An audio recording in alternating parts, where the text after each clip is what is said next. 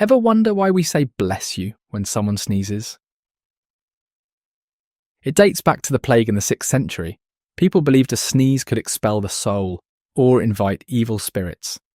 Imagine the fear and hope in those simple words. Today, it's a small act of kindness, a habit that shows we care. It's a reminder that even in small gestures, we hold on to traditions of compassion. Next time someone sneezes, remember you're part of a long history of humanity looking out for each other.